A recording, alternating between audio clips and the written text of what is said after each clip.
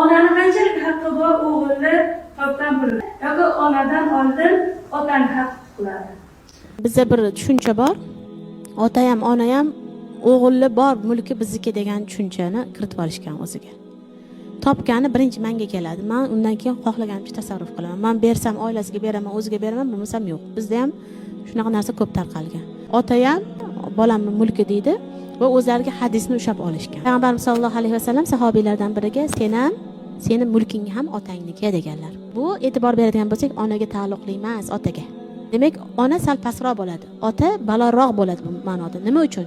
Chunki bolani kichikligidan ota yedirib, ichirib, mol-mulk sarflab ulg'aytiradi. Shuning uchun otaning haqqi bolada ko'proq. Lekin shunda ham faqihlar aytishadiki, bu degani ota bolaning xohlagan narsasini olib ishlatishga haqli emas ota. Mabodo ba'zi o'rinlarda mulkini olgan bo'lsa yoki o'g'irlab olgan bo'lsa, otani otalik maqomida ana shu qo'lini kesish yoki jazoni joriy qilishni bekor qilish uchun aytilgan hadis deyiladi. Chunki u ota qanaqa bolasini olgan narsasini orqasidan jazoga qoladi deb turib marhamat yuzasidan aytilgan.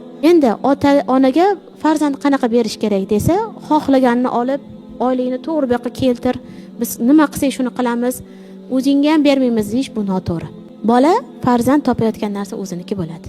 Lekin ota-ona o'zlari uchun nafaqa topishga qiynalib qolishgan, yoshlari katta bo'lgan yoki bo'lmasam bemor bo'lishadigan bo'lsa, ularni kunini o'tkazib turadigan darajadagi nafaqalari bolaga vojib bo'ladi. Kunini o'tkazish degani nima degani?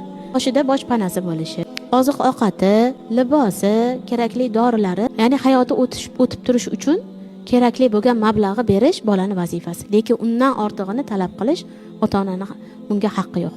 Masalan, menga uy qurib ber. Uyda o'tirgan bo'lsa ham zo'r uchastka qurib ber.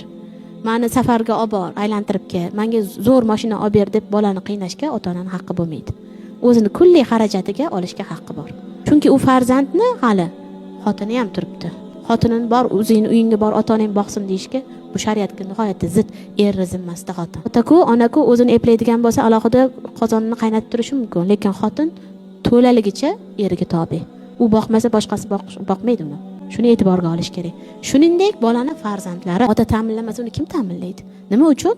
Ayolni ota-onasi ta'minlashi kerak. Ularga buning aloqasi yo'q. Bu buni zurriyotidan, buni ismini ko'tarib falonchini o'g'li deb yuribdi, falonchini qizi deb yuribdi.